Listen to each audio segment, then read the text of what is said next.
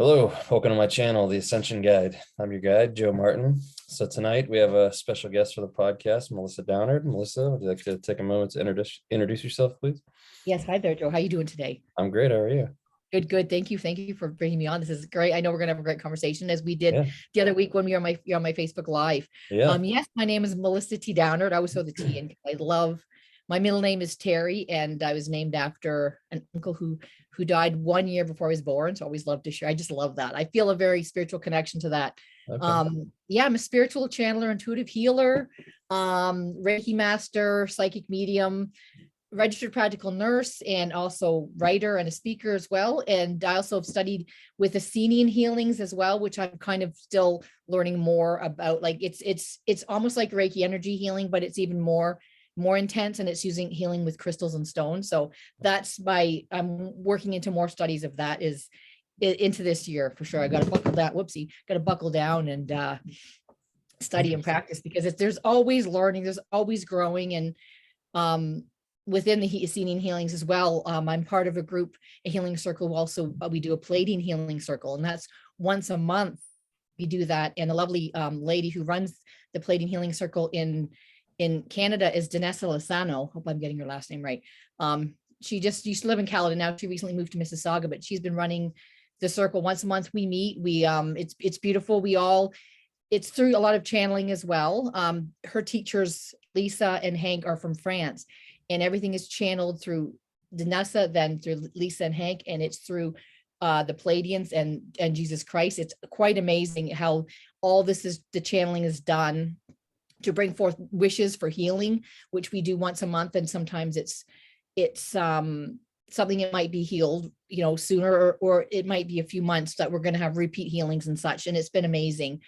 Literally, I went and combated, well, which I shouldn't use that word, but gone in with healing for anxiety and a couple other things that I've had off and on throughout my life, but this last year and a bit, focusing on our seeing and plating healings, all these things are being healed, and I'm like, they're lightning. And sometimes we go through things where we wish we were healed all the way. And I've also learned that some healings is our karmic path, and it's up to a certain point it might be healed. We're still here to live out some of our karmic path. So there's a few different things going on with that, but Yeah. that's what I guess to me, I guess it's sharing part of my passion is that I'm here. I feel very compelled and drawn to wanting to help heal people.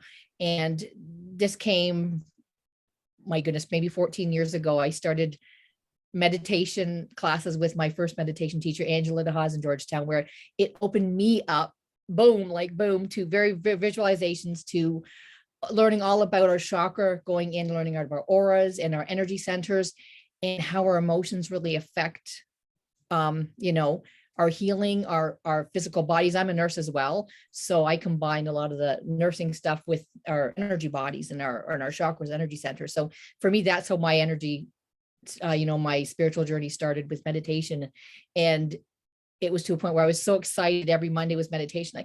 It was like an adventure, because I started opening up to visualizing so much, and so much healing was coming through when I first began this, where things would come through. It's emotions that you might haven't felt for like years and ages, where things would start to come up, and feelings and sensations. And to me, very visual pictures and faces of people, of that things that I've been hurt by in the past. And just just having those feelings and emotion come up, and then literally letting go. Of course, tears and crying, I believe, are very much part of our healing as well. I cry, I let it release all the time, because to me, I know that we're 80% water. And it's funny, I love, once again, combining my nursing stuff with the spiritual stuff, where we have 100 million gazillion chemical hormonal reactions in our body, where in energy, it's all energy, and emotions are what cascade this bazillion hormonal reactions and chemical changes. It's our emotions, and trapped in our cells, when 80% water. And when we cry and release, boy, oh boy, are we ever just flushing out those energy blockages, releasing and letting go, and just opening and expanding. And that's where once we're open and expanded, I feel that's where the magic happens, where this is where we open up our channels. We're a clear channel, and boom, we are connecting. For me, it was through just energy healing, and clairvoyance and all that stuff, psychic energy bringing through. Then it went to mediumship, and then I learned Reiki energy healing. Then boom, 2015, is when I started channeling what we talk about all the time, our divine beings of light, true beings of light is what I call it. Yeah. That it's just like, and so go ahead, Dare. I was just going to ask you, so along your, journey being a nurse and, then getting into like Reiki healing and learning about that side, how much of it is cohesive and how much of it kind of is at odds with each other? Oh, more and more. It's like, I'm just like, I'm a learner, I'm a researcher, and I love anatomy, physiology. I love my biology. I love my anatomy, physiology books. I would study, learn. We, as a nurse, you have to learn, what's happening, why it's happening, and, what can cause problems with your, within your hormones, your endocrine, all your body system, respiratory, cardio, musculoskeletal. And this year, especially, it's always been a growth for me, but so many things I'm reading and researching, I'm ticking off like, oh my God, that makes so much sense. Whereas it, once again, I can start, I'm going to start with sharing some of my stuff. Recently, I put all my learnings and teachings together that I have learned from many different teachers throughout the years. And this has been a great way for me to bring forward my learnings. And I've put it all together in my book, Opening Up to Your Own Intuition and Awareness, where it's now my program, a teaching program. I started with meditation teaching many years ago. And now everything is put together in this beautiful booklet now, and doing my research and such and bringing everything together. I also studied from one of my subtle body book. This is all our energy centers, chakras, meridians, auras. There's just so much, like consciousness. There's so much here. I just love it. So referring to all of that, wonder if I can find it, because what I believe and learned, once again, like I said just a bit ago, all our hormonal reactions and chemical reactions cascade within our emotions. And one emotion sends this hormone out to do, then it reacts with another thing, and hence 20 more reactions are gone by, then our physiological body is functioning in such a way within our energy centers as well, like our energy, maybe I could have said that the other way. And as a nurse, we always learn certain things. This happens and that happens, and I've got to find this about the medulla oblongata. As a nurse, we've learned that at the back of our head, medulla oblongata, it regulates our heart rate, your breathing, and if there's injury there, then, we're not going to be too well off, you need to breathe. You might be, if you can't breathe, you might be on a ventilator, right? So when I was studying this, I hope it's at the beginning of the book, because when I was studying this, I would get caught up in fun facts all the time. And in my book, I have pages of fun facts, and I would link them to things because there's so much to share within opening up to your own intuition and awareness. I start with intuition, breath work, prana, chakra balancing, chakra opening, crystals, psychometry, all the things that I've learned, I've now put together in, I'll find it. Give me 1 second. I got to find it because it's hilarious. Well, I laugh because as we're growing and learning, as we are now in 2021, almost going into 2022, so much is coming up on the earth for us, so much. And the higher states of consciousness is huge that we're all talking about. And a lot of people are joining in on this and raising of the vibrations of of all of us. And we're in a spot where we're reaching in for healing now, not so much out now, we're reaching in. Yeah. And we're at a spot now that I just feel like drawn and pull, like I want to teach this to the world, opening up to your own intuition and awareness, because we all know we have this innate ability inside of us, right? Yeah. That within our DNA, we all have the magic to open up, to receive our own intuition, and like telepathy, clairvoyance. We all have this innate inside of us, and where our ancients lived by this way every day. Right. I can't say many, we're going to say Egyptians, Atlanteans, right. All the past, I love talking about ancient history, but I thought he found this thing about a medulla oblongata. When we're talking about how amazing our human bodies are, this is an amazing thing. And our ancients knew all this. And hence for many, we'll say centuries, everybody grew up, were raised this way, and they knew this was a way of life, and this is just how it is, you know, hence the time we're in now. We're not taught, especially over here in the Western world, we're not taught so much about the human body as energy wise. We're talking about anatomy, physiology, pharmaceuticals, blah, blah, blah. Yeah. Well, that's why I asked you the question, was because I was curious with, you know, you talking about the energy centers and all the, you know, and your chakras and everything. And I've heard that a lot of pharmaceuticals actually suppress a lot of those energies and suppress your chakra. So that's why I was curious where the kind of contradiction maybe came in as you started to learn stuff. Yes, very much so. When I also, for me, in as I actually, what led me meditation actually, was chronic back pain, and also I was going through marital breakdown. So I was in search of healing for myself. And it was a beautiful friend who told me about my teacher, Angela. And I'm so grateful, because I wouldn't be here today without both of them.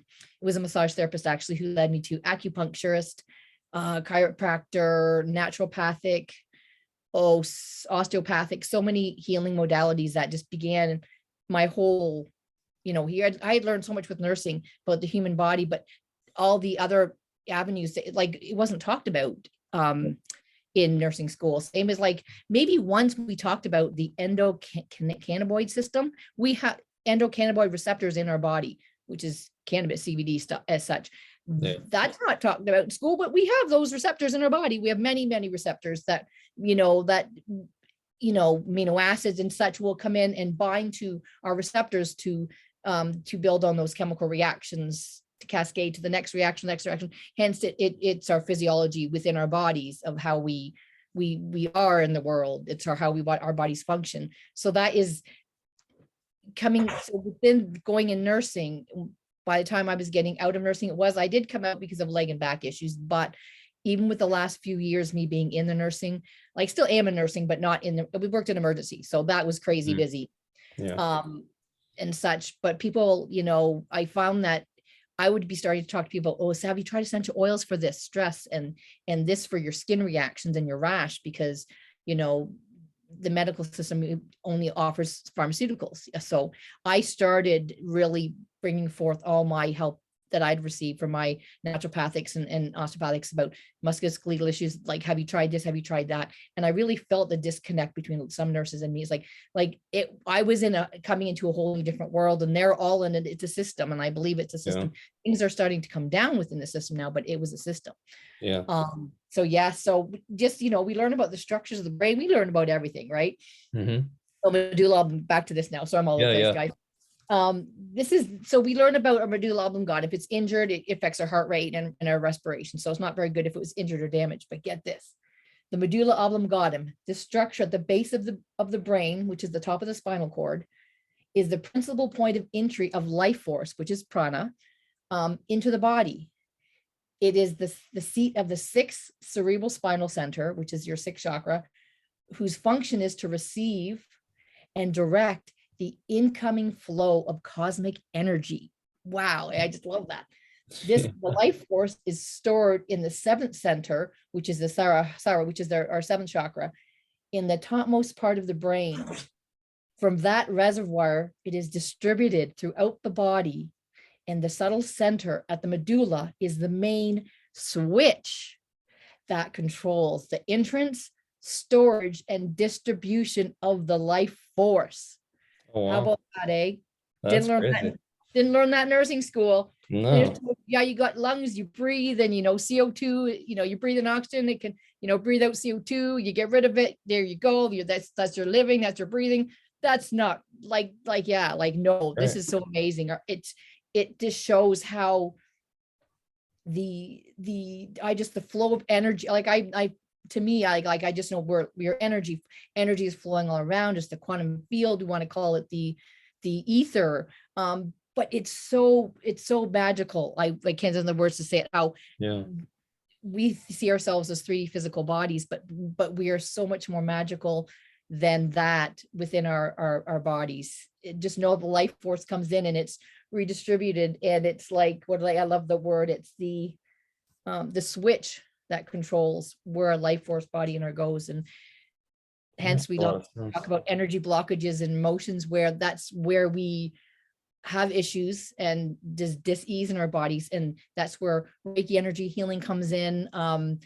Any kind of energy healing, ascending healings, plating healings. There's so much that open chakra balancing. It's opening up and clearing our energy centers, can release and let go of stagnant energy. And Reiki energy puts us in that relaxed state where it can happen. We're allowing our body to let that happen. And that's when the true magic in healing comes in. And it's, once again, it's through our true beings of light, higher dimensional beings of light, our guides, the Pleiadians, Arcturians, all our spirit guides, or even our loved ones who've passed.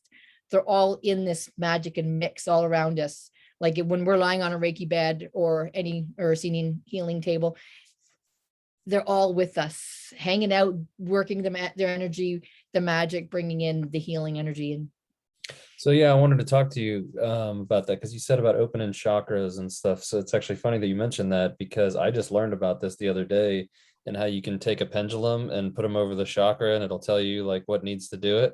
So I did it to my dogs, and I ended up opening up my dog's third eye and his crown chakra, because they were both closed off. And so I was wondering if you had any like info or insight into that. Like, how does that work for dogs? Do you know anything about that or anything? It's funny. I myself, when it comes to Reiki energy and chakra work, it's been like always intuitive for me. Like I go in, I'm always like clairvoyant, like images always come to me, and sensing and feeling. But it's so funny, actually. You've probably never met Nasreen Mama Foda yet, have you? No. She's a hypnotist plus a Reiki master. And she actually did a workshop with pendulums, just as you spoke of. Oh, wow. To open up, my book's upstairs. No, it's here, I can tell you. Right.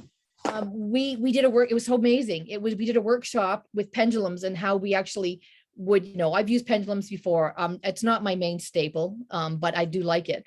And we use our pendulum. Of course, you get a yes and a no for issues, and you're going in and asking, okay, are any of these chakras blocked? And partially, let's see here. Yes, partially blocked, open, completely blocked. And then we would go, we took turns going in and asking this first for ourselves and then others. And then we went in and we asked the higher guides and all the energy to come in to clear them with like, as we're using the pendulum as well. And we were watching it move. And when it would settle, we would know that it's done. And then we would do a final check at the end. And it, like, to give us a yes, it's all the chakras are open, or some need a bit more work. So that's when we know, as a Reiki practitioner, we might need to do further or longer Reiki sessions and treatments to continue to work on that, because some might be really more stagnant than others. So that is so great that you talked about that. Well, and you'll have to try this, because I learned a different way. And so you actually take the pendulum and hold it over the chakra.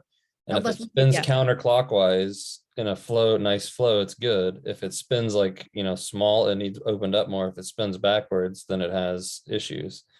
So I was holding them over and I was going through, and I could see each one, they would either spin or it would go backwards. And then I went through and I Reiki'd in that spot and did it, and it opened them up, and I went back over and they were all open, and it was really cool.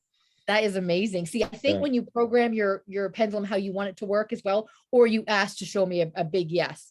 For me, yes has always been up and down, no has been across. Okay.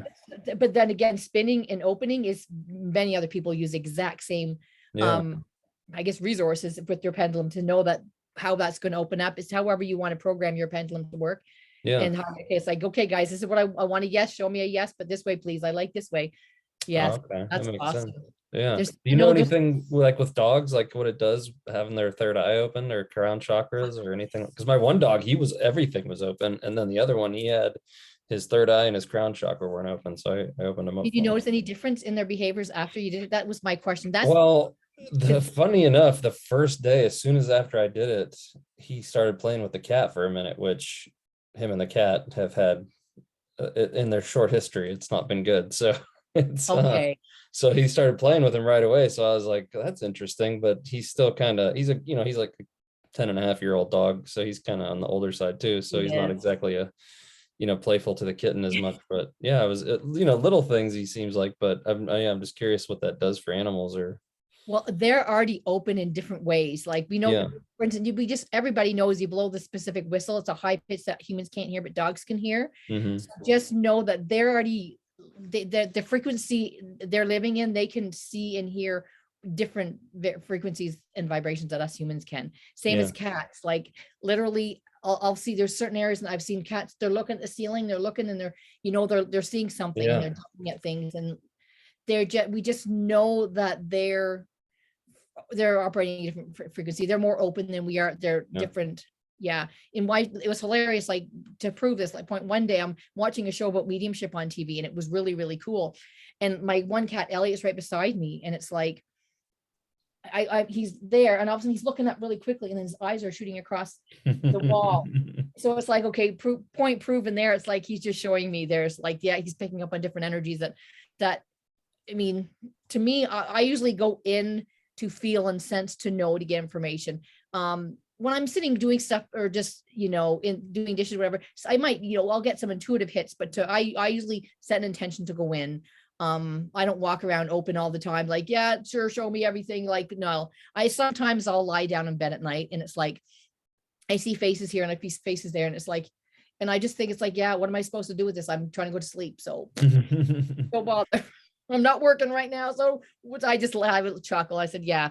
So I feel that there always are the different energies, our loved ones, other spirits, they're all around us, and they want us to see them and participate with them. But it's, once again, I truly believe that, I guess in time it came, some working with boundaries, but also I call it psychic protection, I'm going to say, because we working with the different energies, and even, I feel totally different now than I did many years ago. When I was learning this stuff, I remember starting automatic writing, and and I thought it was my dad, and it was like all this fast writing going on, and finally realizing it admitted it was a trickster, and it wasn't my dad. And so I'm like, oh, frig. So what I did, I took my papers, ripped out of my book, went over to my friend's house, and we burnt them in the backyard, did a little healing thing. So I kind of thought, it's like, okay, I'm not going back to automatic writing again. Like, it's just like, to me, I didn't want to introduce that kind of energy into my space again. Yeah.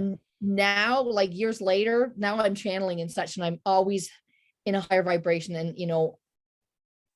within my daily or week, whatever I'm doing, I'm always like putting a practice of white light around me and within me, breathing it in, Yeah. white light, silver lining and golden lining around there. So it's just kind of like, I think it's because it's called psychic protection, but I've been doing it for so long, like for almost 14 years now, where it's just like, it's the confidence feeling in that space as well. Just the knowing that I've got loved ones and guides and true beings of light all around looking out for us, that I'm not going to get so spooked like I did back then, of the different sorts of energy, Yeah. such. So And maybe you can attest to this too, because I sometimes, I do the same thing, and maybe we can explain it a little bit better for people who don't know what you're talking about. But with the white light, I've noticed even that when I, it's for protection too, but it kind of lifts my mood sometimes too. It just makes me feel better when I do it too. If I'm kind of not feeling good, and I'm just like, oh, I'll just do that. And it kind of perks me up too sometimes. So can you talk a yeah, little bit so people yes, don't but know? once again, talking about, well, it's we think breathing is just basic. It's not. Prana, breathing, prana is energy, our energy life force. And there's a thing here I like to chat about in my book as well, how where is it here? Is it here? Because like how powerful our breath is. I'm going to Yeah. give a sneak peek here about breath work. Is this the part about the there's just so much, like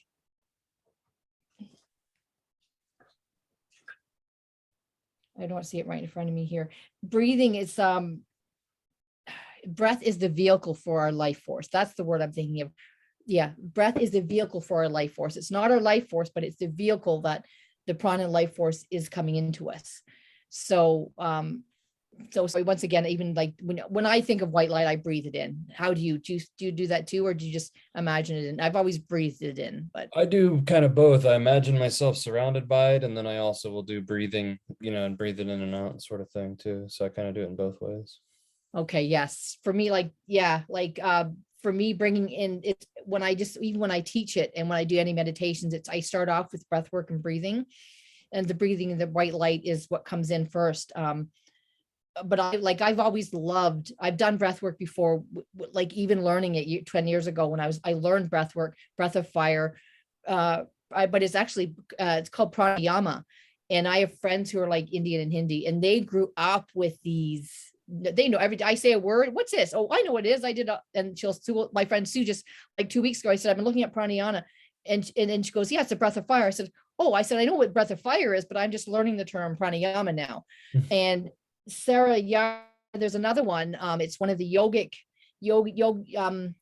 moves with yoga. It's actually I know it is sun salutations. It's when you're standing and you move up and you arms around, you come down, you lean over, then you come down, you go into down dog, then you come back up and you stretch up and you come back into prayer position again. That's I know it's here too, because I talk about this in my book as well.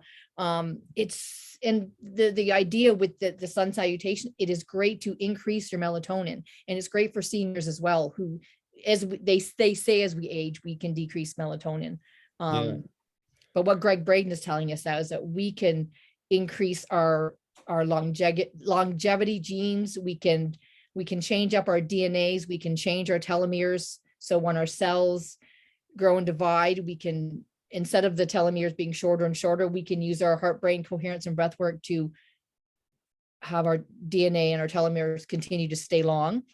So that's and our intention too, because it's funny that you brought that up, because lately I've been doing meditations about my DNA specifically. They've been telling me to ask for, like basically to repair and upgrade my DNA, so as I'm in, my meditative state or whatever, I'm just focusing on that, and just kind of, and it's, some days it's uncomfortable. I get these, like I've had heart palpitations. I've had like, like weird energy feelings. Like the other day I was like shaking so bad. I felt like I was all over the place. Like, and, I always ask and check in, like, am I doing all right? And they're like, hey, you asked for upgrades. So I'm like, well, I that's love what that. it is. And that's what it is, I guess. So I know I've been like especially at night, I lie down, like the heart, like, and off and on through the years, I felt that heart palpitations and such, where two things, when there's upgrades going on, is I also think when I was going through my marital separation, I was having more of those reactions. My blood pressure was up, but I was having more heart palpitations, but of course everything else is fine with my heart. But Greg Braden shares a story of like, and I love, like, I'm sure you've heard of Louise Hay. It refers to a lot of Louise Hay. Have you heard of Louise Hay? The healing of all disease. It's all through our emotions. So she is a woman who went through trauma, and he brought up series of mantras to help heal herself, and she taught it for all over the world. For how many, she just died last year. But Greg Braden, once I love referring to him because I love the man, and I saw him a couple years ago in New Mexico, and for Cell to Soul retreat, and did breath work there with a fellow named Christian from Costa Rica. But he talks a story about when his mother was diagnosed with Alzheimer's and how it affected his heart. Like, he was like, imagine like you're losing your mother at that time. And he said there was a time when he had heart palpitations, and he went and got all the heart checks done and everything was fine, but it must have lasted a week. And of course it's hard to sleep and such with all that. So and he explains how he felt that he was within the energetic loss of your mother, because you're coming down with Alzheimer's. This is what our body will go through. Our heart is affected, and by all that. So so once again, in the medical system, we all might run to 911 heart issues, and it's like, let's go down, let's have a meditation, let's do some chakra balancing, let's do some intuition work, let's see what we can discover. And just acknowledging that you feeling that loss might be enough to just bring that energy and clear it, which is amazing. And that's where, I guess you mentioned earlier, is there contradictions? I guess, yeah, there is. Like, once we learn that there's other ways to solve our problems, it's huge. We don't, like, and when I'm in bed at night and I feel these things, I do remember my deep breathing and mantras of, I'll share, there's 4 or 5 of them. Let me see if I can remember them. My breathing is deep and even. I'll breathe in. My breathing is deep and even, then I'll breathe out, and I'll say it 4 or 5 times. And then my heart rate is calm and regular. I'll breathe that in, say it, and then breathe out. My breathing is deep and even. My heart rate is calm and regular. My body is, I think even my body is calm. deep and even. I think something like that. There's a few more, I can't remember them all, but they're all mantras I say, and intuitive, that just all will relax things and bring my heart rate down. And I have my heart, like I've had my blood pressure checker there, and it brings everything down. So once again, mantras are huge to change our physiological responses in our body. When like, it's like, I keep joking. I've said this, you can't make this shit up when you've experienced this and you can feel it and you've gone through this and you can feel the difference. It's like, yeah, it works, guys. It works. For some people out there, they're probably questioning, well, what's she talking about? How does she know? You experiencing all these amazing things. It's like, and that's why, like with the Reiki and stuff, because we're still new to all this stuff too, and it's like, I don't really want to explain it to people. I'd rather just like, here, let me show you, so you can, because once you feel it, there's no denying what's going on. I mean, so yeah, everybody is, yep. But yeah, it's definitely interesting. There was something I just wanted to ask you, and I can't remember. It'll come back to me. It will, yeah. But I love this, even the sharing of the different, and everybody's, and I love, there's a lot of friends and are holistic healers as well. And Nisreen is one of them, and she's done hypnosis. So, and once again, you know about Peter Dennis as well. When he brings when he brings people for hypnosis, channeling is people are opening up and channeling. The beings are coming through, and Nisreen also does past, and well, I call them past and future life regressions, because I've done maybe 4 or 5 with different people, and I get past versions and I get future versions of what's going on within timelines. It's friggin' amazing.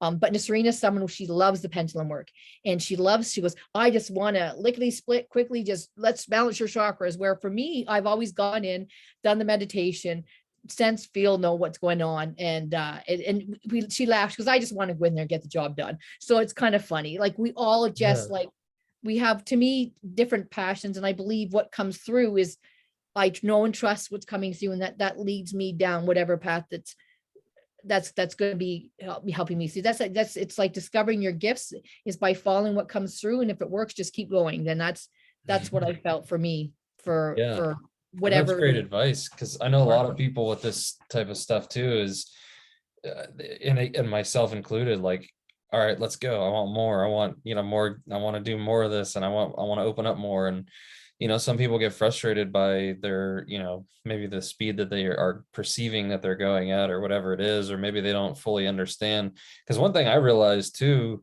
is there was a lot of things that I did my entire life that I had no idea that would be considered, gifts or whatever. I just thought everybody could do those things, and then you start to talk to people and you're like, oh, you can't do that. It's like, okay, well, so it's just interesting when you start to actually talk about stuff. Was it intuitive hits you were getting, or yeah, I mean, channeling. Apparently, I've been channeling for most of my life, not understanding, just confusing it with my own thoughts and not fully, obviously I wasn't channeling where they were speaking through me my whole life. That's fairly recent. But then, just like all the clairs, I didn't realize that was kind of a, not everybody could do those things. But like, I was reading a book not too long ago, and it had you go through this like kind of meditation where you had like imagined like I think it was like a rose, and you had to imagine what it felt like and taste like, smelled, all the different, clair and senses. And I'm like going through and I'm like, oh, I can do all that. And then they're like, yeah, you have like only so many people do this. And I'm like, I had no idea that was even a thing. Like, until you start, I guess, putting labels on some of the things, you don't even realize that you're doing something different. So did you have a similar experience, like where you had things that maybe you didn't fully understand, or did everything? I channeled poems when I was 16, and I never had any suicidal tendencies back then, but I had a couple friends who might have. But there was a poem, I'm going to try to recite a part of it if I can, because it's quite sad. But for me, it's like, let's see if I get it now. I'm torn, stranded, all alone. Since that night, I didn't phone. How could I know he didn't say he had no strength and lost his way? His friends and family got destroyed. The part of life he once enjoyed. I know I'm missing a part now. The friends and family got destroyed. He knew a way he lost his life. I can't believe he'd use that knife. The end was cold. The end I cried. No one saved. I never tried.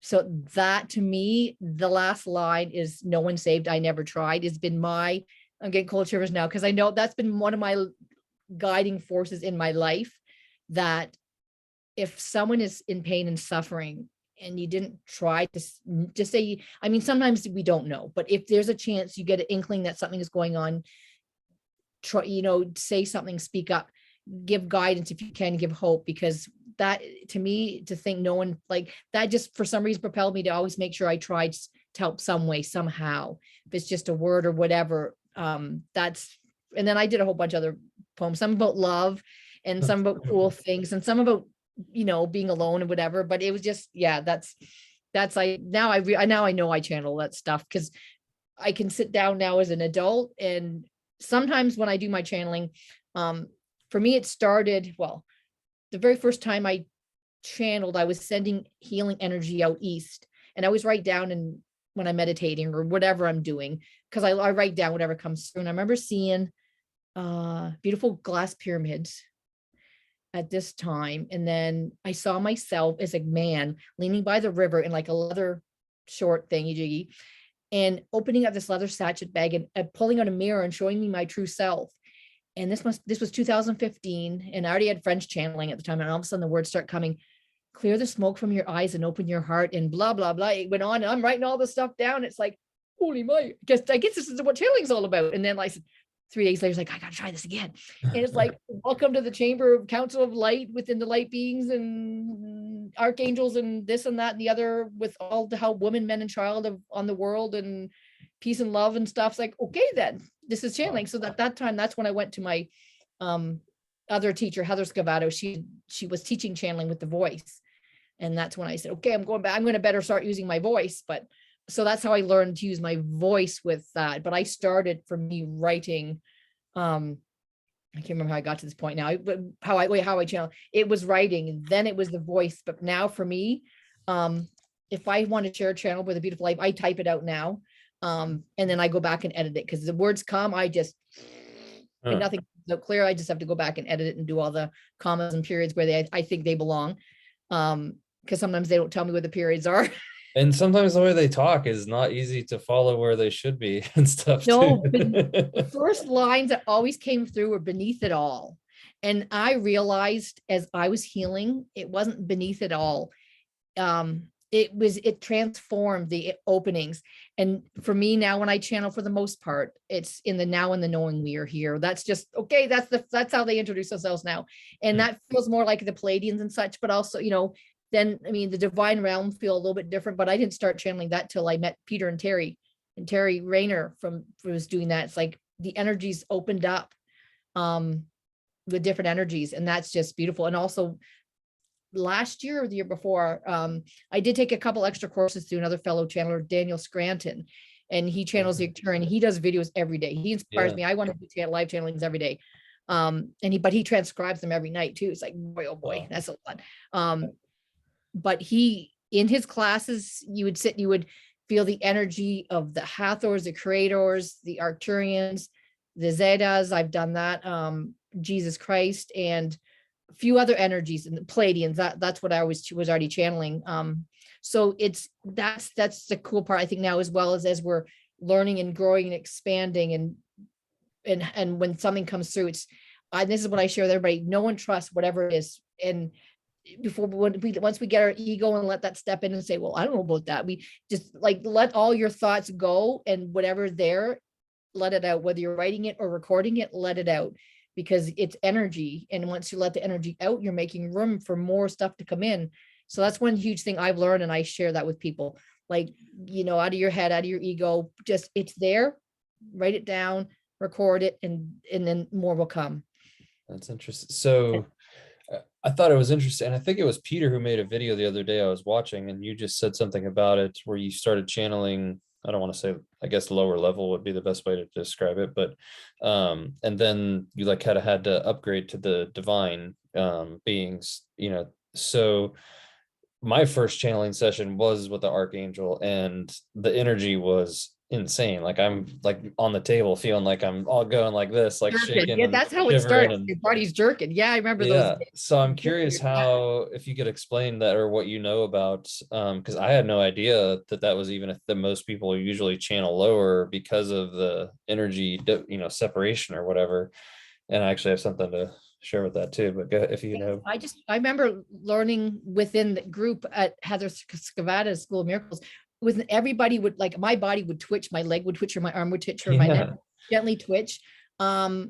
But for me, writing, it wasn't automatic writing. I knew that I was writing the words, but for me, I started writing, and then I remember doing it with the voice. And then once I started practicing, it got a lot more comfortable. But being in a room of energy with 8 or 10 people, back then she had like a CD player. She'd pass it around on a table with wheels, and so we could record it. And the energies would just, for me, I would get very, really hot as well. You just feel the change of vibrations you would. And back then, when you're not used to it, but for me, this is a blessing that I love to share everybody why I feel it's so important to learn. If you can practice with a circle of like-minded people, or at least somebody, because when you're going through this and you're by yourself, it's like, you don't know what's going on. It's like, oh my God. But within this group, you've got validation, you've got camaraderie, you've got people sharing everything. So it's huge. Everybody was a bit different. One channeler, and I would love to see him again. Actually, I talked to Heather a month ago or so, and there was a fella, Bill, he would channel the what do you call it, the intimate elementals and the spirits and the fairies, and the words would be like, I have to demonstrate it because it's hilarious. He'd be sitting there and be all quiet, and he'd waiting for it to come in, all of a sudden be like, he'd jump up and shake his foot. He goes, pitter patter, pitter patter, pitter. We're coming through the woods now together. And yes, we're jump to go through these woods and the forest. And it's like, oh my God. And it was amazing to be witness to that in that circle. Because to me, that allowed me to see the different variations of how channelings can come through in other people. And one, Dana, was like, her voice was angelic and just these angels, like, it just so soft and gracious, her voice. And remember one day she was looking around, and intuitively she could see almost like as if angel wings on every person. They all look different, like all of us in the class. It was just like, oh my God. But yeah, so that's just all, like, there's so many different feelings and energy. Once again, I guess to explain the different energy vibrations of, I guess it's as we raise our vibrations more, we can connect with the higher frequencies, because they're vibrating way faster. And for us, as once again, like ourselves, to raise up our, even like I love to talk about our higher selves joining and communing with the higher energies, right? Because like our higher self is up there, and they're like all knowing what's going on, and they're feeding us information and helping us in our life. But until we go in and quiet down, are we able to witness what they want to share with us, and witness what they want to tell us? Right. And then, of course, that connects to, well, the way I can explain it is when Judy brought in one of my guides, which is, I have a name now, Ayana, one of the Pleiadians. When I first started channeling, she was a channeler and a medium she was an artist. And I wish I could show up, it's on the wall right there. And it's a Pleiadian, and one's a French monk named Jacques. And I never got a name for the Pleiadian girl. I just knew she was Pleiadian. I knew she was my guide. And years later, me and Judy get together again, and it's like, let's go in, let's see what comes through. And so she starts drawing, and it's like, it's the same lady again. And we didn't have a name at that time. And so we go in and we're asking, okay, can you give us a name? And then the words start coming. I am what I am, what I am, what I am, what I am. It's like, what? And then it's finally Ayana comes through, like Ayana, like she gave us a name, we got a name. And I asked her how it all relates to the white Christ light and Jesus Christ light. And she goes, we're all of the consciousness together, right? Loved hearing that. And then I said, well, like, how are we all like connected? And it's something about, she is part of me in my higher self form in the higher realms. And as she was showing the pictures, she goes, you humans need to have a name, and you humans need to see a face. So this is what I'm giving you right now. So that was hilarious. So I'll never forget that. It's because it's hard to explain in words, the knowledge of the connection of the higher self to the higher connections of the higher consciousnesses, right? Yeah. That's it's hard to explain sometimes, but thank you. She shared that. So I had a bit of a 3D way of connecting to physically in our minds, how we want to understand that concept. So yeah, that's so interesting. Yeah, because I've had similar experiences, and it's funny because most of my channeling experiences, I've always been the one channeling, and so obviously I'm not in control of the questions, or what gets, that sort of thing. But the one time I was with a friend who she was channeling somebody, I think it was like a ninth dimensional being, and I was like, where are you from, what's your planet called, what's your name? And they're like, you're so worried about names and labels, and we're all one. And I was just like, okay, I get it. But it's like, but it's interesting to me, like I'm curious, I'm not trying to label everything. I just think it's interesting, like It what is all is. this about? That's But hilarious. yeah, it's so funny, those answers that you get sometimes, and they all have like their own kind of way of saying it, but it's all like usually saying the same thing. So it cracks me up when you said that. I know and the thing about what you just made a comment to about you, when you're channeling yourself, it's hard to do Q&As, but you can. I'm getting, well, but I have to thank Peter Dennis for that, because I've been channeling for years, but working with Peter, I guess last year, a year and a bit ago, that's right. Working with him, he did some recordings, and he was to ask the beings, okay, now we're going to come through some questions. We figured we were going to get 3 or maybe 2, 3 or 4 different questions answered, and he said, please give us 10 minutes space between each question, right? Answer whatever. And so we got it recording, and we end up coming with 6 different segments of 6 different topics. And it's like, oh, this is cool. So this is, Peter taught me how to almost like commune better and build more of a rapport with the higher dimensional beings of light. That allowed me to witness that. It's like, oh, we can it's communing with them, communicating with them and such. So that is amazing. And that's like, for me, if channeling, I would just keep channeling, be long and long, and okay, here we go, one long channel. But now this is process. So you and I, we have to practice more together. That would be great. Sitting down, and getting you to just to feel it, because that just, it is a great feeling. Well, channeling is always amazing. Yeah. Oh, I love it. Last year, well, we have the winter solstice coming up, and last year at this time, I had Peter come on my meditation classes, and I did a channel, and this is when I practiced the Q&As with my meditation group, and Peter joined in, and it was like I was leaning forward even more than ever, and I felt the energies, and by the time the words were just coming, like I wasn't stopping. They were just so much energy. And then I finished, I was a bit dizzy and nauseous, but still happy. So it's like I needed to like come down and breathe, because like even when I do channel, like I regularly channel Wednesday nights, my Facebook Live, and sometimes I do get a little bit dizzy. It is because it's a different energy. We're acclimating ourselves to different energies. We're not staying in that state all minutes of our daytime. Well, and I was going to ask you too, because when you were mentioning about the medulla oblongata, forgive me if I pronounce that wrong. That's okay. But I get headaches right back there all the time, especially after I channel or have communications or stuff. Like I get, yes. they run, it seems like it runs there and then straight out my crown. Like, so I'm wondering if that's related. It kind of made me think of it when you said that. Yes. Yes, energies itself can bring in like pressure, head pain, tingling your forehead, third eye, your crown, the back of your head. It's so knowing that helps takes a little bit of the ease, like, oh my, like anxiety away, because there are different sensations you can feel.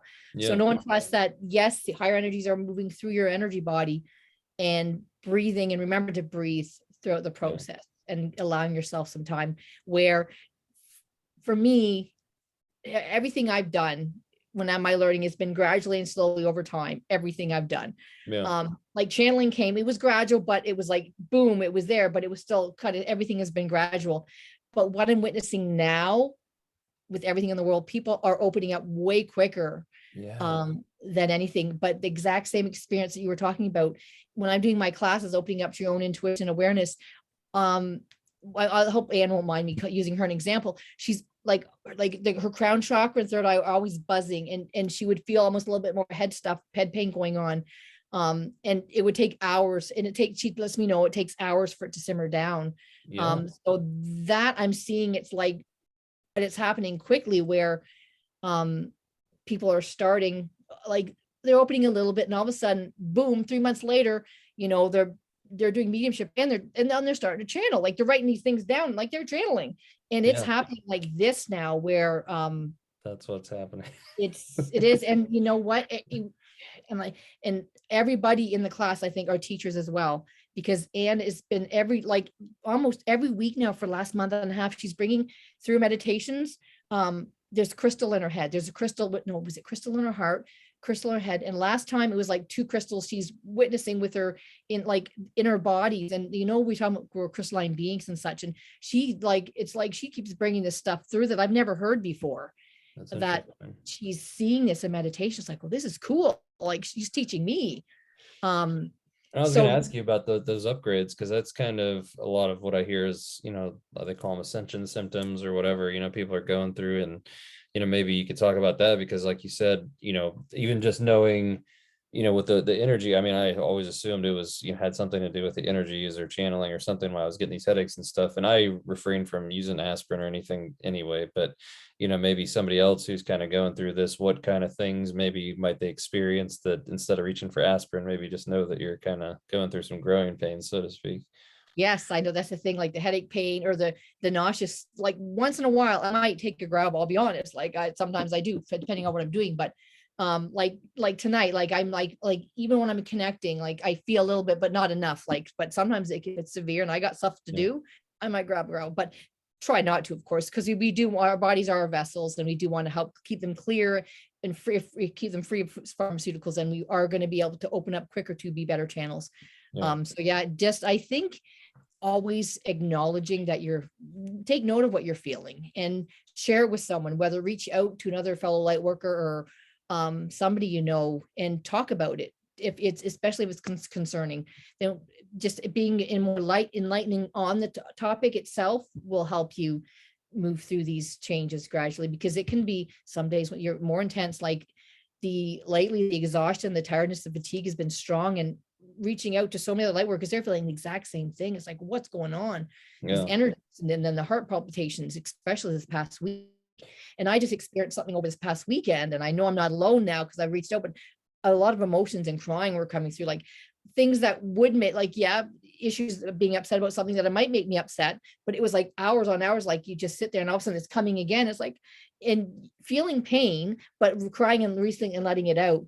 And I feel much better now, like today, like as the week has gone by, it was a heightened for 2 days, and then now it's simming down. So I was doing a lot, whatever I was doing, a lot of releasing and letting go of stuff that I wasn't even maybe necessarily like knew exactly what, but I could feel it. Like I felt like issues about loss, separation, or whatever. And it was like, it's funny now that I think about it, after all that releasing, I'm becoming more clear on other things in my life that I was almost felt like I was getting stuck on. So which is amazing now. It's like, oh, I got rid of all that junk now, make room for more clarity and everything. So that's what's definitely. Well, and it's interesting. They just kind of gave me a message, but like how you were saying, getting rid of something that allows that other, and I think that's what a lot of people are kind of going through right now, is getting rid of those energy blocks of, and one thing people got to remember too is sometimes these blocks come from past life traumas too. It's not even necessarily things that happen in this lifetime. So you kind of got to figure out what it is for you, but it's, that energy blockage isn't these gifts and these things, abilities a lot of people are trying to achieve, open up and achieve or whatever, are being blocked because they're not dealing with some of the stuff that's kind of in the way, so it's something that people need to kind of look into, I think. Yes, we can intentionally sit down and clear away these blocks. Or I think at this time for me, it was just like, okay, it was just time, I guess. Coming up now, Melissa, get ready. Here we go, big jump. But once again, what I teach in my classes, well, where's my Louise Hay book, is mantras are huge for bringing up things. And I want to give an example. I'm just going to say plantar wart on her feet, because my daughter actually had that years ago. Sorry, daughter, got to mention. And we're going to post all the links to all these books and stuff that you have in the description, so everybody can check them out whenever. So I don't know if it's under plantars, warts, or warts. I'll tell you. HIJK. There it is. Okay.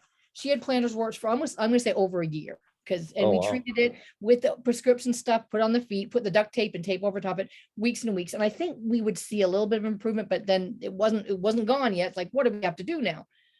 She even had a couple frozen at the doctor. So anyways, this is plantar wart. This is Louise Hay's, this is how our emotions relate to our physical physiology in our bodies. Plantar wart is anger at the very basis of your understanding, spreading frustration about the future.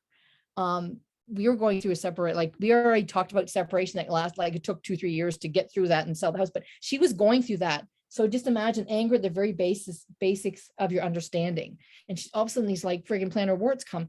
And then the mantra is, I move forward with confidence and ease, and I trust and flow with the process of life. And we say it 3 times.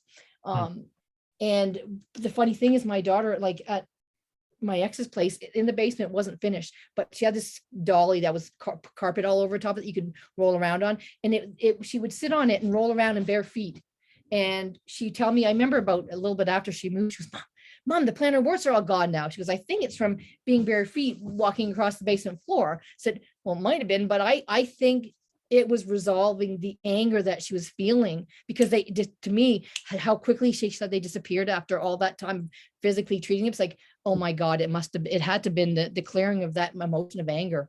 That's so Like, interesting how that stuff works like that, and how, and that's where I see, I was curious earlier when I asked you about the, with the medical field and the way it is and stuff now, and that's not something that ever would have been a solution. And my mom was a nurse for 30 years until this, or just about until this past year. She resigned over a bunch of whatever's going on.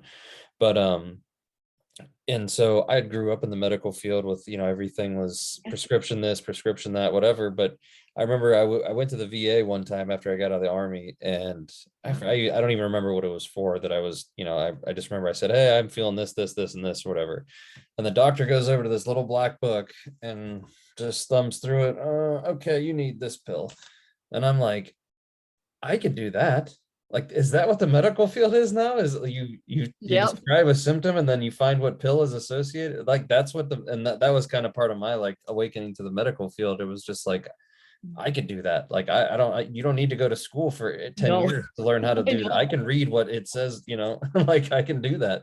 And then it just kind of led me in that direction. And it just kind of was like, oh my God, we've been misled, to say the least. I know, like I was gonna say, we've been indoctrinated in such a system where that's what all they believe. So they follow it. But I will say there is changes going, even before I got out of emergency, that I saw some shifts and some changes in some doctors. There's actually one doctor that I didn't know till years later. He was actually a channeler as well. And he was spiritually gifted. And it's like, really? Seriously? But he was someone who took many years to open up and start to get to know a bit. And he was still guarded. He was never let everybody know who he truly was. Because you sound insane to that community. I mean, I can only imagine. I know. I mean, that's the thing, is having that kind of awareness, of like how you sound to the rest of the world in this, situation that we're in. Because, if you go, well, and my wife and I were just talking about this today, and not to get too far sidetracked, but there was a job opening up at a Catholic school, and I was like, man, could you imagine me going in there with talking the way I do? They're like, they're gonna think you have demons in you or something, the way they, so it's just the way the rest of the world kind of still is so maybe unaware, and their perceptions maybe. But it's interesting because I had a message come through which didn't make any sense to me for the longest time until I did a podcast with my buddy like months later. But a Greek philosopher came through to me one time called Sophocles, not Socrates. I'd never heard of him before. He was like, no, not Socrates, I'm Sophocles. I was like, okay. But he said it needs to be known that that's what a lot of the Greek philosophers and, like the E4s, they called them, and stuff like that, were getting all this information as they were channeling. Yeah. And it kind of got lost throughout history, or changed or whatever. Yeah. And so that was like his message to me. And it was funny because I had no idea. I was like, okay, whatever. And then I ended up having a buddy of mine on a podcast, and it was about philosophy. He's real into philosophy. And he asked the question, I wonder where, a lot of these philosophers came up with this information from. And it was like, ding, that's where that message was for however many months ago that they sent it to me. And then so it was just hilarious that how they can do that stuff too, just still blows my mind. So I know, actually I forgot to quickly grab it. It's called which one? Hang on, I've got many books here, but this is one that I think there's so many that need to be shown. Like, this one is called The Lost Book of the Bible, Great Rejected Text. I also have the Dead Sea Scrolls and a book about the non-commodity libraries. I just love this ancient text. Greg Braden got me, like, just opened up so many opened me up that once you go searching and learning, and then you would just know, as you're beginning opening up and channeling, you feel and you know, like this is so much of that is written, have been removed. So many books have been removed from our today's traditional Bible that we read. I channel a lot about the Bible, and it's been interesting, the stuff that I've learned. The stuff I know, I'm drawn to like the book Enoch, the Lost Book of Thomas. Yeah. It's like I'm drawn to this where when once again I like to share with everybody, if you want the full version of a Bible, the Ethiopian Bible is known to be the biggest, fullest text. And actually, I'm a big fan of Ancient Aliens as a show that's sharing knowledge about our ancient civilizations, our ancient past, the stories, the traditions, things that were thought as myths. They're not, they're all real. Yeah. And these stories of like Enoch and like Noah. And oh shoot, what was I going to share? I've got a picture of the guy in my head. Oh, what was I going to share? The newest stuff that came through about. Oh man, this was so cool. What was I saying right before about the? Oh yeah, the book of the Bible. The Ethiopian Bible. Yes, it talked about the Ark of the Covenant. Oh, And really? gave a history of where we thought it was once, and through the ages went through Israel, Greece, and all these different patterns underneath this temple in Israel. And then all of a sudden they're telling stories of different Roman, like the kingdoms that came in. They had their battles. They were looking for this, and how they felt it was underneath. There was tunnels under the ground, how it was moved here and there. And now the final resting place is believed to be Ethiopia, in a small temple. And there's like I'm going to call him a monk or a priest. His job is to sit and just kind of guard this day in, day out, whatever. I don't know how many guys they have, but it's amazing where all this stuff that we've all learned about in our past, and it's in stories are being told. They're all like, all these answers are just coming up into fruition. Like, okay, Ethiopia is the home of the Ark of the Covenant, and they also have the biggest Bible that the stories were not removed because, come to the Eastern world. Oh, we don't want to let people know that they have this divine power and their DNA is so strong and they're so powerful and they're all telepathic and we're all divine beings of light and we can all channel. All that was removed. So, and books were burnt by old kings. So we never grew up with that stuff, but the Ethiopians did. Of course, the Hindi did. Like in the Chinese, they look what and Japanese with Reiki. What are Canadians known for? That's opened up a whole new. I might not get. I had a conversation the other night on my Facebook Live about what is Canadian known for lately, and all over the world. Unfortunately, is the Western world's not looking good right now. no, Nobody's looking good right now on a whole our lot. Indigenous Indians that grew up in the land, and once again, they knew the land, they respected the land, the plants, they learned how the plants and humans be commune together for an understanding, the spirit energies of the wind, the air, fire. They all knew this and they work with it. And that happened everywhere in the world, but us here in Canada now we're known as unfortunately, the school is coming up that they were found that the Indigenous children that were, I say, ripped away from their parents, were all found to be, mass graves. What were they, murdered, killed, whatever. So I just like, this is a big eye opener. I hope for communities in the society to understand that the Indigenous Indians were growing up in the land. We did have those cultures, those traditions. We did commune with the land. We did up until a certain part of our history. And they, in the past, we know they commune with the star people, they in the channeling, all that stuff. So that all happened. And then whenever they decided the Pope, whatever, King James or whoever they are, ripped these kids from the homes and said, we're going to teach them Catholic Christian. We want to, force rules into them of how we think everybody should believe. We're going to take out the important parts. And so they left the parents, depressed, you see them, they've come up with mental health issues in society now, a lot of the Indigenous Indians. Now we know why, because they had their kids ripped from them. And then these other kids grew up in schools, the ones now who made it, now we know a lot didn't, they had their traditions ripped away from them because they were taught to believe whatever the Catholic Church and the Pope said. Don't, look up to God for healing. Don't look within yourself, look out to God. But we all know, and I truly believe we're all have this divine spark. It's all within us that when we, and now I know all about manifesting and all that stuff, is that and of course, I'll start with Greg Braden. Then the basics of it is, what do we learn when we say words in school? We learn how to spell. We spell words, right? We have to learn how to spell words. Well, what did our witches do in the past? They casted spells and indictations or whatever. Now we know, I know now, our ancient Pleiadians and Lemurians, we had the lovely sisterhood of the star people, the star mothers, Pleiadians teaching Lemurians. The females were so regarded as the warriors, the beautiful goddesses that they were. They were revered, and they knew how the feminine were revered as such. And that itself is been, when it came to the witches, they society knew, the kings knew that it was divineness coming through. All this, people used to go to oracles for information for kings and queens all through our past. They knew that it existed. They could commune with the they would say the gods, right? We would say, because there's another topic in itself, what gods, and they're true beings of light, because and hence they're ETs, they're extraterrestrials. They are higher dimensional beings of light. They vibrate at different frequencies and vibrations, but they're revered as the gods, but they are the gods that came to our world and lived here, and they knew about their divine powers, their beings, their DNA. They could telepathy, elevation, sound vibrations for raising stones and such. They all knew that. And that's stuff I just love. I just want to bear witness to when the days of the pyramid. Well, I already know I had a life when the pyramids were being made, energy going in and out. But so once again, like coming back up to where we are now, we've seen, the witches being kill, whatever, but now everything is totally different. Now we're open, we're wide. Society is now, just this channeling is so widespread. Everybody is opening up now. And going back to spelling again, I have to go back to this to get this point out.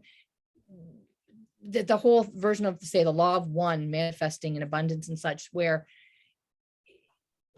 they would spell, they call it spelling, and the word abracadabra was a indentation to cause and effect. We study cause and effect in school and psychology and science, but nothing to the degree that we talk about within the manifesting, within our true selves, and how we can bring forth and manifest our true life desires. And it's being in that space that I love to share is heartbreak coherence, that I teach in my classes, in my program. We bring you into the space where you're going into your heart, feeling love and compassion and that gratitude deep within yourself, and in, whether it's for your children, your loved ones, your pets, life itself. When you're feeling that love, that's the space you want to be in, feeling when you want to manifest that new car, that new house, or that new relationship, or however you want to bring in to your life. When you're in that space of love and gratitude, the feeling that you already have it is how we manifest things. If you go in feeling lack, like, oh man, I'm going opening my heart now today, but I really wish I had a better car, man, mine sucks. You don't want to go in and think with those thoughts, because you're going to manifest another car that's really sucks. So to me, that is spelling. And in all sense, that's what they said the witches did, but that's what the ancient people did. They indentations to bring forth what you want to manifest. And we're in a place now more than ever, we need to be so mindful of our thoughts and what we're saying and doing, and shut the news off. Because it's, if we all know this now, that we manifest what we pay our attention to, put our attention on, that has to stop. The fear has to stop, because once again, though, I know that I can't get out of my ego, knowing that we are on our own path and we all have to get to where we are on our own. But I come back a bit, I still get pulled. It's like, well, I just want to help people realize, well, yeah, the government is the media, the TV, it's like fear-based. And even I loved you put on a post there about the psychological effect of things. It's like, yes, psychologists are trained to train the media how to say something and what to say and how many times you got to say it, and to make people feel this way. And then as soon as they're this way, you put this into place, they're going to follow and obey, because they believe the fear they're going to get sick and they're going to die and they're going to kill their grandmother. So that is like, let's rewind this and say, let's wake up every day and I do our mantras that I am safe, I am loved, I am safe, loved, and protected every day. I am a divine being of light. I have white light flowing all through my body. I'm a divine, powerful being. I don't do this enough every day, but I know these are what we all have to say to ourselves. And just imagine what kind of world, this is what excites me, what kind of world we can live in. and be in when we can all do this together. And I still believe we are moving into a world of that. It's coming. A lot of the guises of this COVID and underneath things, so many things are being cleared out, coming to the surface, and many changes are happening. Our life will never be the same, but I believe that we're all, hopefully for a good way. yes, and so many things keep popping up with the positive and the good. And I did like I guess a future life regression where I was shown that. But I was a man in that life. That I'm not sure if that's going to be my next life. I don't know. I want to think it's going to be this lifetime, but I can't say that for sure because I was shown in two different things. I was a man when these earth shifts were happening, but a lot of good things were coming out. Cool. So. Well, it's funny you say that, with the TV and stuff, because I saw a funny quote the other day and it said, if you watch the news, then you're convinced that we're in the middle of a deadly pandemic. If you don't watch the news, it's Thursday. Yes, I love that. Yes.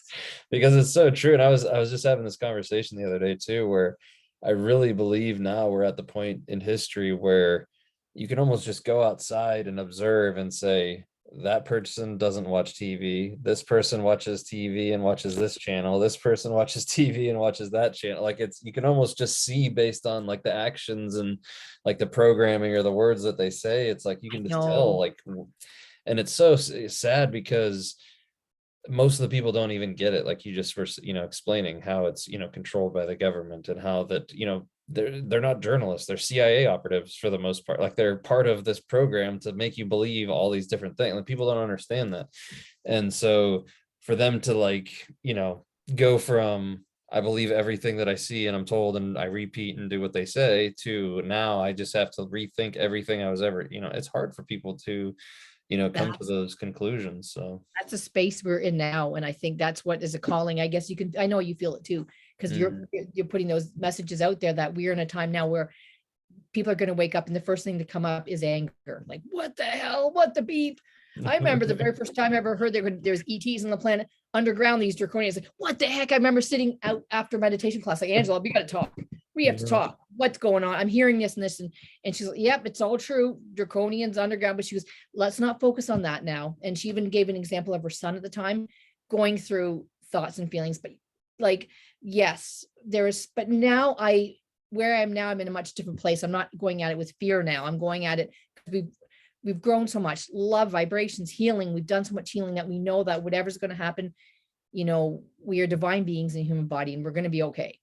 Well, people ask, I'm sorry, I don't mean to cut you off, but I just have to make this point because, so many times there's things that come up where it's like, well, how do we, tell people these things without creating fear? And it's like, we have to be able to appreciate what it's for, right? And it's to, teach us what to not, it's for this very lesson of not being fearful of things, right? And being able to be aware of things and not be fearful of them, but be aware so that they can't control you and make you fearful of them. And I think that a lot of people have to be able to look at it in that, perspective to grow out of that, because there's so many things that come out and, it's like, that's crazy, or that's really, scary, or whatever it is. And it's like, yeah, but you can't look at it like that, but you have to be aware of it at the same time. So it's like mind games. I call it spiritual growth and psychic growth, where we have to go through that opening and learning. And it's almost like, not like a rite of passage, but it's where you experience this and you get through it, you're going to be okay on the other side. But because now I'm at a totally different space where I love this book. There's all different beings. And plus I'm going to put a shout out to Daniel Scranton, because he's the one who also talks about, like I did lots of classes last year where all these beings he's talking about and sharing all this information and what their likes and dislikes are and their abilities and things like that. And this book just all gives so many examples of their different attributes and such, where they're just like, Palladians. There's something called Alcone Palladians, original human Orions. There's Men in Black. There's the Melchisedeks, like Lyrans. I love. And for me, I guess if I'm going to put a shout out for me and Debbie Solaris, when I hear about the Lyrans and the Vegas, there's a galactic federation of light that I'm going to call it the Galactic Wars. That I remember it went from a bit being fear-based. Oh my goodness, there's reptilians, draconians, like what's going on here? Underground planets, they kind of, want to eat humans, all this stuff, which I don't want to talk too much about because it can be scary. But then it went to me meeting Debbie Solaris. She does galactic Akashic record readings, and I had one done, and it's like, oh my God, I loved it. Like, I do Akashic record readings and I can see some past life stuff with things here and there, but she is like, whoa, the whole friggin' she knows the whole galactic war, the Orion Wars, and how Star Wars is pretty much based on that. I channeled the same thing. That's hilarious. Yeah, and she's like bringing through like my lives as like Lyrans and Vegas and Palladians, and how when the wars were going on, I was, I had to escape. I was in a ship with 7 people, like they were my students, and we end up going to Andromedus and learn something, or was it Venus? I don't know, something about water healing and all this stuff. It's like, whoa. And then we got up slowly, other future things, and then Romanian life, something, and then I was a nurse in World War I, like, to make total sense to me now with my nursing background. And it's like, so anybody want to know your galactic Akashic records, Debbie Solaris, and a quick shout out. She's actually going to be on a Facebook Live on Monday. I contacted her like a couple months ago, and she's busy and she's actually away now, but she's coming back. It's like, what a great, like a holiday thing to talk about. It's going to be like Debbie Solaris. So next week, my Facebook Live is Mondays instead of Wednesdays, just to help accommodate her. So I'm hoping that she might give a little reading. If not, I'll just do my regular training, but I hope so. Yeah. She's just got so much stuff to share. Like, wow. Well, yeah. Well, speaking of which, I was hoping that we could wrap up with you doing a quick channeling, if you don't mind. Thank you. I'd love to. Yeah. And before I forget, a couple more shout outs. I totally forgot to talk about. Oh, yeah. Last month I began, like, I've been doing meditation classes for years, but I just started my brand new program, which I put together, opening up to your own intuition and awareness. In the new year, I'll be relaunching it again. It looks like it's going to be turning into likely an 8-week program. Before, I thought it was going to be 2 6-weeks, but it's the way things are coming through. It looks like it's going to be one 8-week program. So I'm so excited to be launching this, because everybody is opening up to their own intuition and awareness much quicker now. And I helping everybody, learn about your intuition, your chakras, your auras, breath work and prana, how our energy bodies work to, manifest and bring through things, to psychometry, to spiritual abilities, to archangels and psychometry, which is holding on to items to bring through messages and such. And it's kind of like, I guess, a bit of mediumship, but not a lot, because my next passion after that is dive deep into mediumship. Let's practice this. And then, of course, full on channeling courses I want to do, where we're going to practice this. For me, I'm so blessed that I was able to sit in a circle of like-minded people to do this, to witness, to validate things together, because that's how we learn and grow. Some people have done by themselves, and it's like they're confused. Like, I'm here to help you guys. I can help you with that. So do you have a link to people where people can actually sign up, or I will put that contact me. I'll put everything out there. My email is melissad@truebeings.light.com. Phone number is 905 in the description and stuff. Sure, we'll put it all out there. Yeah.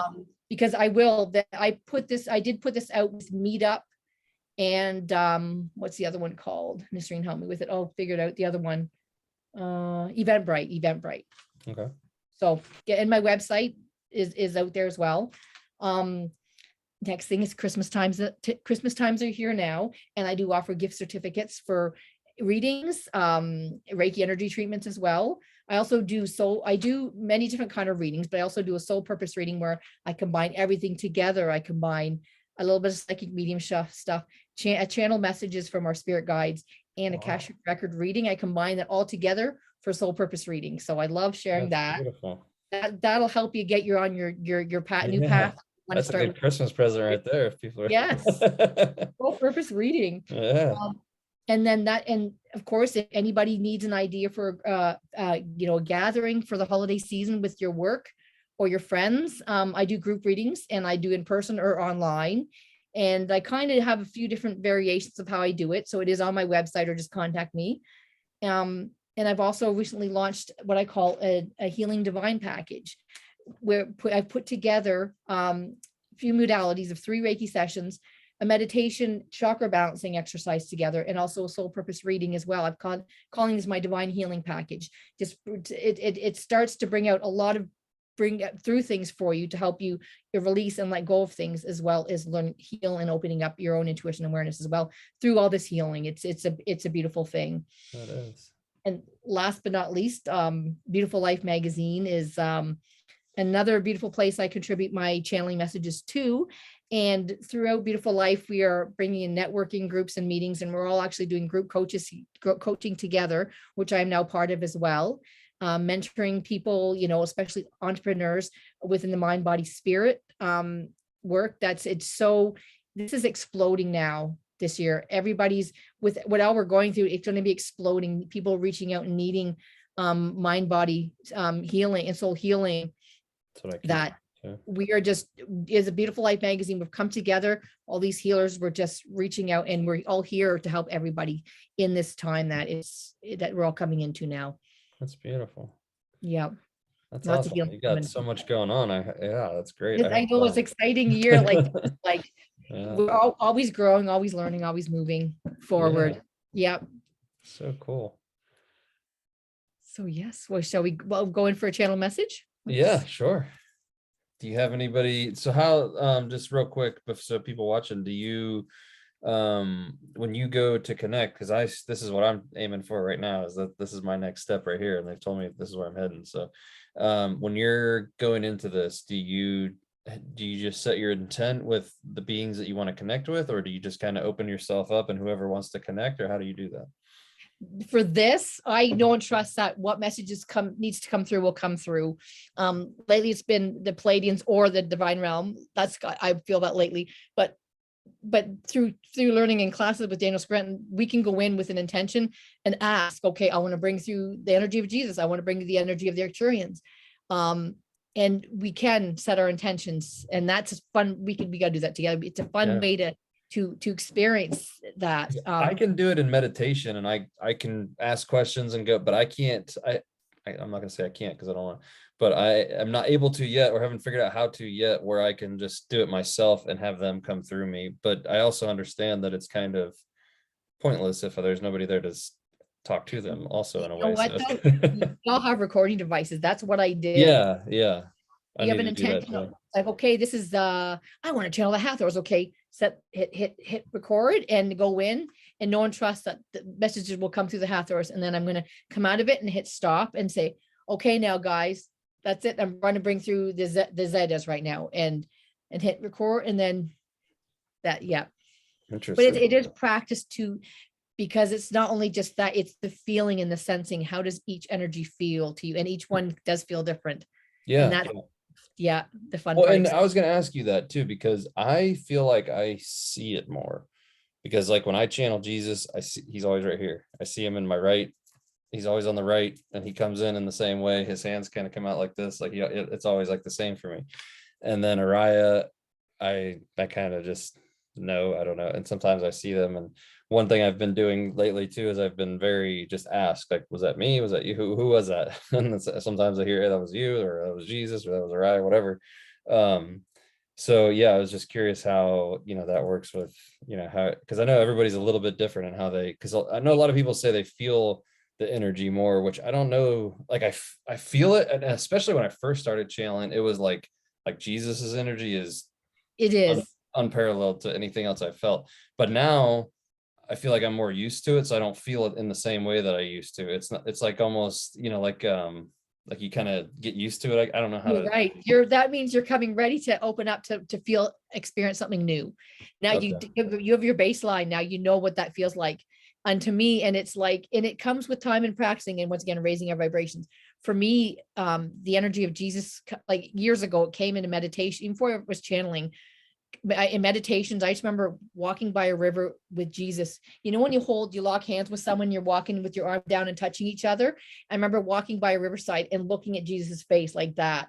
And it was such a beautiful feeling. And you never forget that feeling. Right.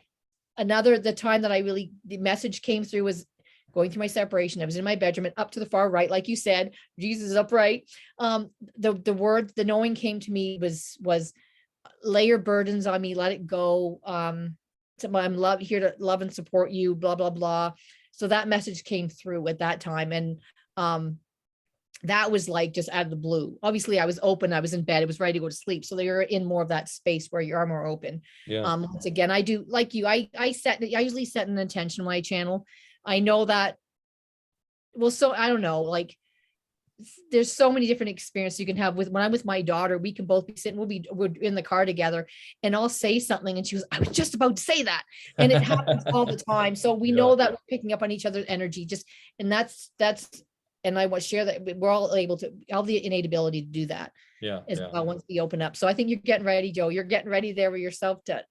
I know, well, because they told me that I actually just got the message the other day that I was channeling, like as I told you, the what was interesting finding about the transition, and kind of how usually people start with lower entities or whatever and work their way up.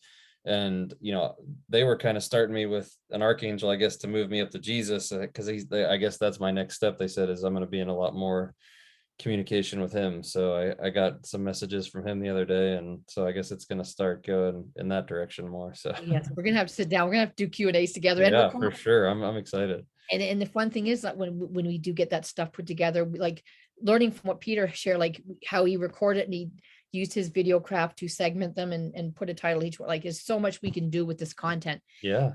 And to get it out, that's amazing. Yeah, for sure. I'm excited. Yeah, we definitely got to get that going. Well, if you're free tomorrow, let's block off a little, we can block off an hour or whatever. Yeah. Before 2 or after 2, I think I'm good. Something like that. Yeah. Okay. Yeah. Sounds great. We'll text in the morning. We'll figure it out for sure. But yeah. Okay.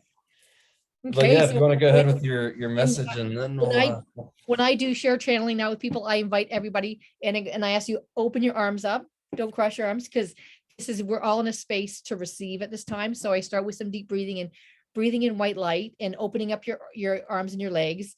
And in essence, it's opening up your heart so you can receive. This is a great way just to help anybody who wants to try opening up. And I just invite you to take some deep breaths in, starting with your nose, counting in for the count of 4. And then holding that for 4.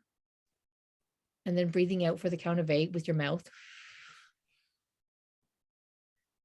And now I invite you to take another big deep breath in, and imagine breathing in white light deep into your lungs.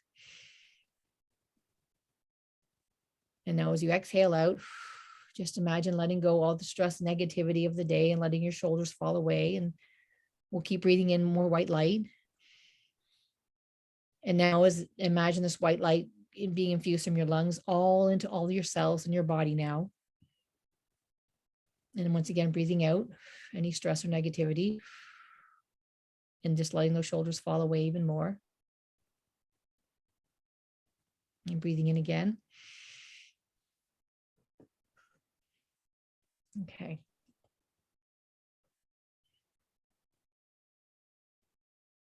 Okay, and then now in the knowing we are here, we sit with you in wonder and grace within the deep structures around the communities that you are joining in and reaching out in and having conversations about right now. These deep structures that you are speaking of is what you're in the midst of now. And we do want to bring thanks and gratitude towards you both here to raise the consciousness and the awareness of the structures in society that have been being built up for quite some time now. For you're on the precipice now of these intergalactic changes going on now within the timelines on your planet Earth right now. The precipice which you are upon now brings forth great change, and in such ease that has been striving for, the ease and grace which you have been striving for, which are coming from the deep facets of your heart now. You are feeling their calling and the deep connections from your soul level now that you are at now to be into this place to shine your light now, to stand up and shine above and know and trust that you're being divinely guided and your soul is in the right place at the right time at this time now. We're bringing forth exponential changes, and you are going through this on your world now, and you know this, and we bring forth the evolutionary changes and the statuses of such where you as a human species are changing and evolving and moving forward with this kind knowledge in your heart, taking past and through the truth with love and compassion for we must rise up with the love and not sink deeper down into the hate. For your history has come through the hate passages. They have come through discrimination passages. They have come through darkness and lying and conceiving, and so much derived from the darker forces. And we know this now, and you have shared that. And we want to give great thanks for sharing that. You know, you can rise up as a species and bring forth these evolutionary changes and help those scared ones, help them out now. Know and trust that your kind deeds are moving forward and taking precipice at this time, where you are removing the blocks, you are removing the fear, you are helping people, and you are guiding them up higher up these hillsides and up and over where they can see the whole panoramic view now. And they're bearing witness to the changes that are going on in your world from your ancient past. We can now see this panoramic view all across, and they're seeing this now, and they are questioning and opening up now.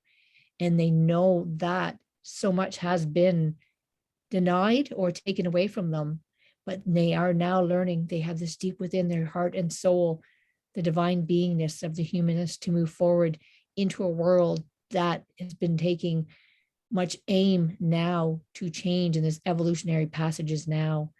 We bring forth the kindness and strength that will bring forth these new technologies, these new engines, and these new healing techniques that are all rising up now, and they are being learned and explored on your world now. And we give great strength and reverence to all your new healers out there who have been sharing your magic, and know and trust that even more healers will be learning and rising up and being divinely guided of how they can help others in their lifetimes now. For new healing centers are on the way. They're on the horizon now.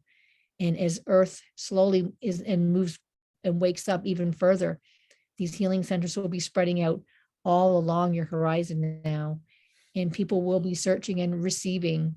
And this will be a truly new way to be receiving healing and to show guidance to the true new star, the North Star, the powerhouse of the star that we want to speak of, is shining so brightly now. And so much energy upgrades are coming from this.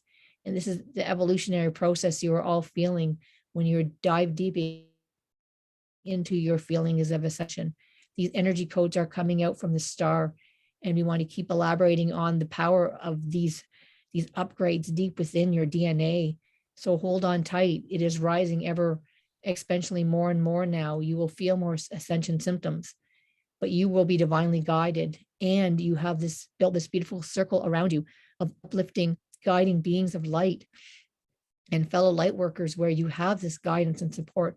So we ask you to continue reaching out, as this will help level the playing field, so to speak, where you will have that help and healing, as if you will be getting checkups from your fellow light workers, and they will be helping you continue rising up to keep the playing field rising higher even more. And until we all are feeling this evolutionary raising of your frequencies all across the earth plane. And this is coming, my dear ones. It is rising higher and higher now. So no one trusts that the whole earth and the magnetic fields of connectivity are all growing and rising all around you, reverberating out in the highest fashions of higher energy fields and magnetic fields all around you. We do ask you to hold on tight, for Earth is going through more magnificent magnitudes of changes within your magnetic forces as well and such. The energy of Gaia is rising and rumbling as you are seeing her spew out and bear out other issues that have been arising from your generational shifts from your ancients that are spewing out of Mother Earth at this time. She's feeling a huge change. And as these energies are spewing out, the earth is actually showing you what has been hidden deep within the earth as well, whether it be the ancient indigenous beings and children, whether it being the hidden caverns and the caves underneath the earth, the other beings of light who have been living in Agartha, in inner earth. For this is all coming up through Mother Earth as she's purging and regurgitating out and spewing out all this such, where the light workers are picking up on this divine guidance, and so much more knowledge is coming through. And as many more channels open up, you will be writing new books and texts with all this information encoded in all this. And these light codes will just be sharing around the world, and you will know your true truth and your kind truth and passion.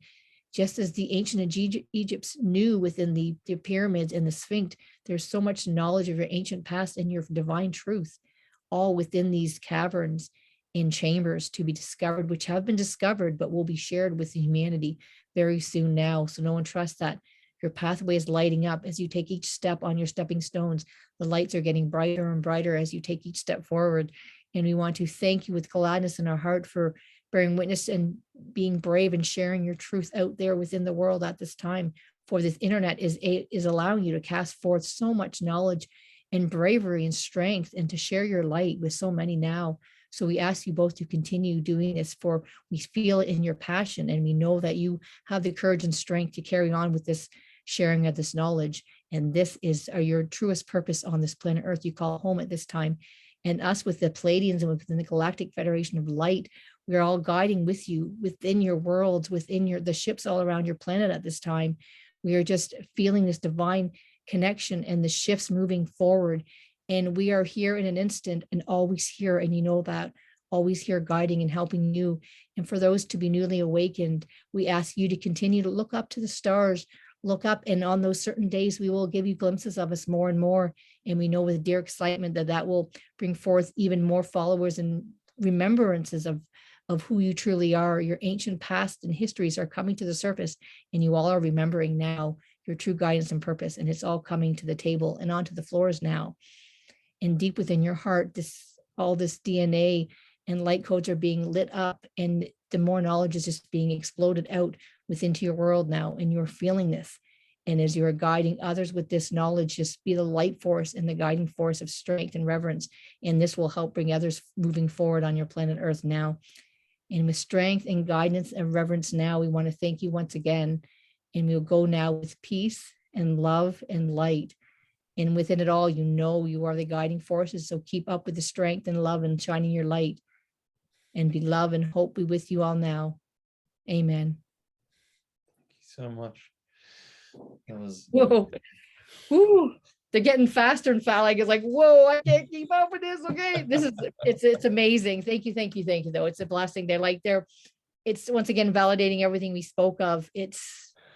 I'm still buzzing now. Like, woo. I know, I like brought a little tear to my eye. I'm like, it's just to me, because it's like this whole grasping this whole kind of gravity, and like it's like, who am I, and then you're recognized by people who are beings that are intergalactic or whatever through this whole and it's very humbling, and it's awesome that they recognize that we're doing stuff. So I'm very humbled and grateful for that. So I know for sharing that message. You're very welcome. They once again, it's them that help keep us moving forward, because there's every day we were reminded to keep sharing your light. It's okay. I will. Okay. Even back in 2015, when I started channeling, it was like, that was the message. That was when I was like still writing, sharing your light, blah, blah, like okay.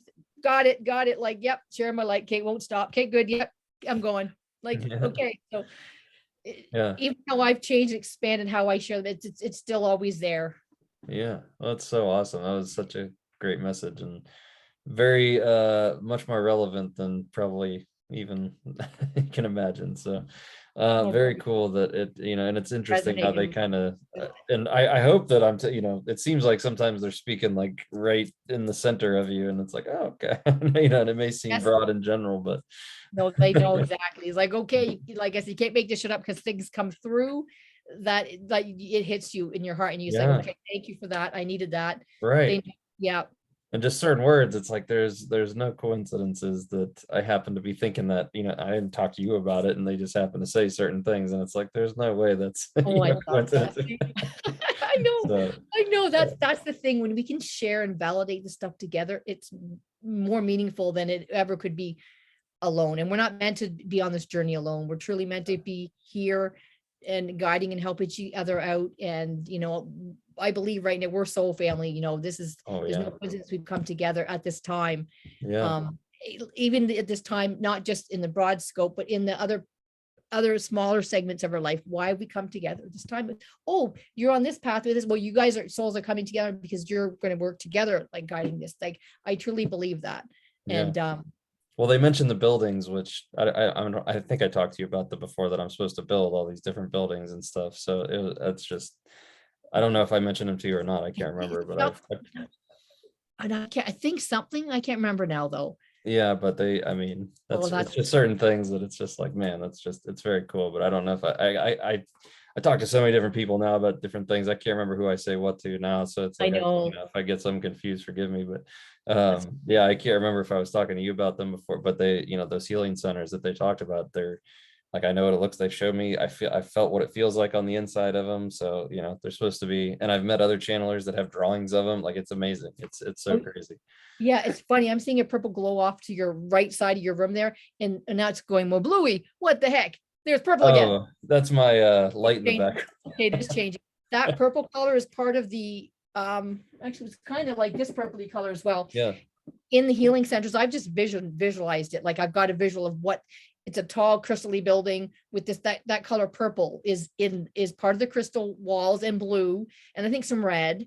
But inside there's like a glow of this purple light. Like the way it's behind you, that's the glow in these healing centers. Like, okay, see, there's Yeah. no coincidence about that shit too. Why you're behind you is making me feel like what those friggin' healing centers are going to look like with that, especially that specific purple and blue and red energy there, and the green. Oh my Yeah. God, I Well, yeah, love because it. the way I interpret, there was supposed to be a room for each chakra, so each room will be its own like hue coming off of the main room. So it looks like a lotus flower, and each of the rooms coming off is its own color for each chakra, and there'll be like yoga and meditation and sound healing and plant medicine ceremonies and enlightenment, and you name it, it's gonna be there. So Reiki and obviously and all that type of stuff. So, and then there'll be like a giant crystal in the middle that it's gonna be pretty cool. Maybe it was you and I, we spoke about this, something about this circular thing is, but that's in Earth, and there was one on Earth that was destroyed, and one of through Allison Cole, they channeled that was supposed to be, this guy was supposed to build one, and it's like, Oh, I love to know if he's built it. I think it was that you, I mentioned that too. I think I know what you're talking about. I think that's something different. That's more of like a transmitter, like the Atlanteans had.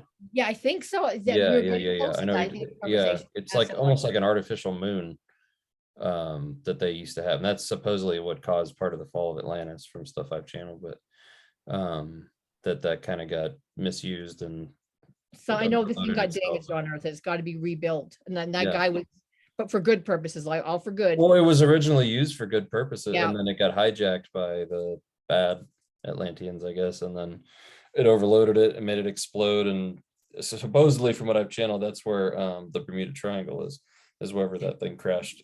So That makes complete sense. And I've just as you say that, I know that feeling. I know, because as a kid, I was fascinated with the Bermuda Triangle. Like it's a dimension, it's like almost like a doorway to another dimension as well. it is, yeah. That's what I've heard. So cool. Well, yeah, let's definitely get in touch tomorrow, and we'll see who we can get in touch with. And then Awesome. Sounds thanks good. so much again for coming on. It was awesome talking with you as So much usual. fun. Yes, you're so welcome. And Thank you. This is great. we'll have to do this in the future for sure. We will. We're going to keep this out. I think this is, see, Spirit brought us together. Look at this is just, I think it's like so great energy. Yeah.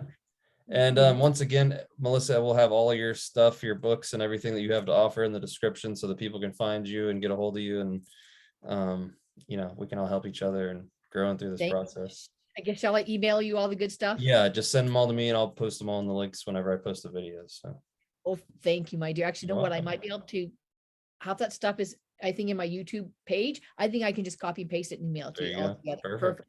Yeah. All right. Thanks so much. Thanks everybody for tuning in. See you guys. Yes. Talk soon. Bye-bye.